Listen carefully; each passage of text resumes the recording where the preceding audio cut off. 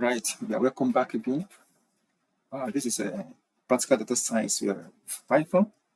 Uh, Today now we are looking at our EDA, exploratory data analysis.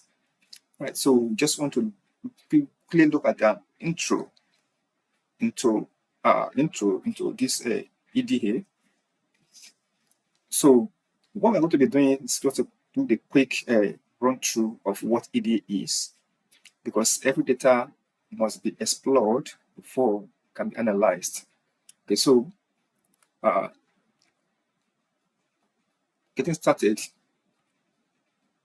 this is where we have now EDA. So module 2 got our data plane. Don't forget, I'm going to show you the plane data before we move to the coding part.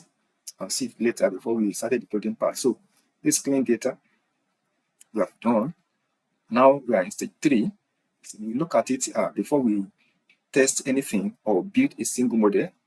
We must first look at that particular stage, stage 3, which is called EDA.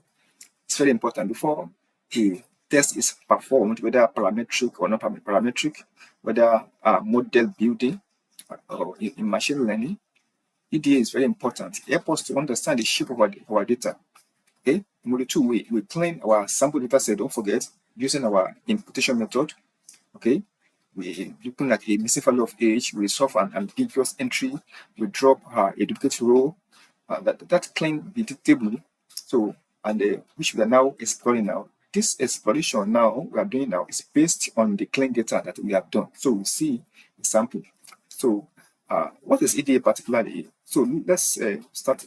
So step by step, before you test any data, anything, explorative data analysis is the practice of looking at your data through summaries, tables, especially charts, to understand its shape before you commit to any formal test or model. So the data must be first clean. The clean first, then you look at the shape of the data, look at in different forms, and see how the data look like before you begin to perform modeling or testing. It answers questions like, what does a typical value look like? Are there patterns, clusters, or gaps? Do two variables seem related? Is anything still surprising even after cleaning? Because after cleaning, you may think that everything is perfect, but you may discover that there is something need to be done to put your data in shape. So that is exactly what EDA does. So this is our data set we have cleaned in module 2, if you remember. So we have cleaned our data set now. So this is what we will explore for the rest of the module, right? Because it's already clean now. You can see that the CO3H inputted to 38, the media, right? So, and the one notice NA purchase inputted to 310, the media as well. The duplicate C100 customer ID row was dropped.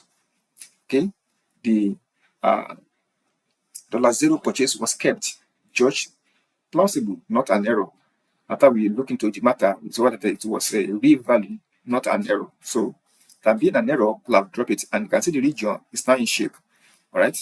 So we ended up with a 320 data from 330. 10 rows were dropped. All right. Don't forget that. So we are going to look at the shape, the data before we go into the. So let's look at the univariate analysis. When we are dealing with the EDA, we look at it in univariable form, one variable at a time. You start simple. What does the spread of a single column look like? You can look at them if column by column, if you like. So and then use what they call histogram. Okay, this shape is called a histogram, and its shape tells us a story.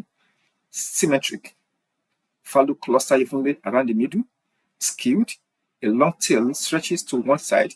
We have a positive skew, negative skew, or left or right skew.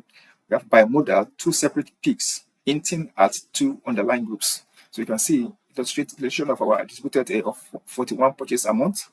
Okay, so it is a histogram.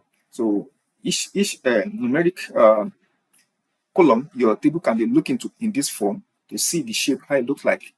So then you may that will help you also to know some data that are normally distributed when we come to assumptions of a parametric test later. You understand what I'm talking about?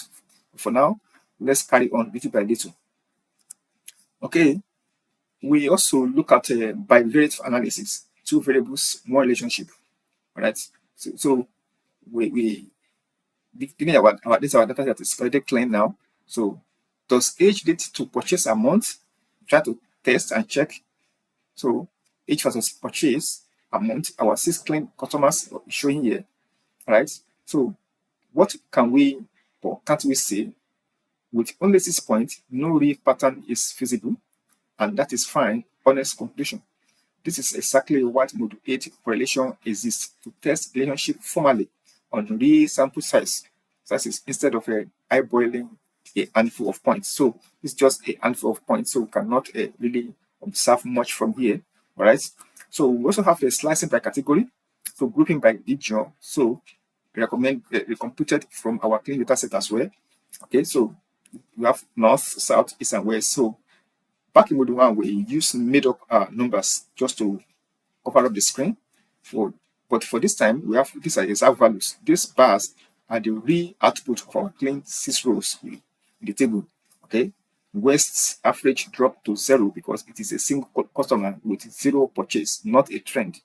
Okay, so we also have a quick reference now for questions like choosing how do we choose a right chart. Okay, this is a challenge for many students and researchers. Sometimes they have data, but they don't know which particular chart to use to illustrate the data. So that will help us here, because when you see, if you want to see the shape of one numeric variable, you use histogram. So distribution of purchase amount in our data now, we use a histogram for that. Okay, if you want to compare number across categories, you have a one numeric variables and you have a categorical variable. You use what we call bar charts. At least one categorical variable, you can have multiple. Okay, so we have average purchase by region. For example, doing our test, average numeric region categorical. So we have average purchase by region. So you can see the spread across. So if you want to see the relationship between two numbers, you use scatter plots, right? So it can be more than 2 numbers, of course. So minimum of 2 numbers. You can see it can be 3. So scatter plots say works, right? So we have average versus purchase amount, right? So you want to track change over time, change over a period of time, whether month, week, year, even days. You can use line charts, okay, which is coming in later, right? Line charts. Want to compare distributions across groups that you have multiple categorical variable now this time around, maybe male, which is maybe gender, for example, and region. So these are 2 groups now, categorical variables together. We use box plots. It's the best for that. So that is coming later. All right. So that's just to show you which chart to use for which. So while that is going on, you should understand what to look for. So 4 things to look for in nearly any chart. The first one is trend, a consistent rise, fall, or a pattern as you move across the chart. Number 2 is clusters, points that group together, hinting at natural categories in the data. The next thing is to look at gaps, or what we call outliers, empty ranges of or low points far from the rest. Both are worth a second look. And you must understand that the correlation is not equal to causation, which means 2 variables moving together does not mean one causes the other. Okay, so these are the things that you look for while you are dealing with your.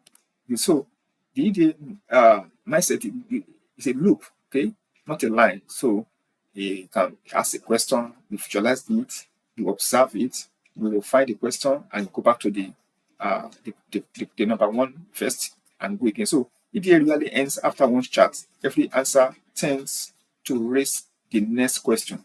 That's a feature, not a failure to finish. So you must understand that. So as we are capping this now, we must understand that EDA means letting the data talk before testing or modeling anything. Looking at one variable, then to, then across categories, various, bivariate, and groups. So matching the chart to the question, histogram, scatter plot, bar, line, box plot, and so on. Watch for trends, clusters, gaps, outliers, and never assume correlation means causation. So in the next class, we will be looking at how to conduct EDA practically. EDA implementation in Python using our clean data now to see. So I will see you in the next class. Thanks so much for watching. Bye for now.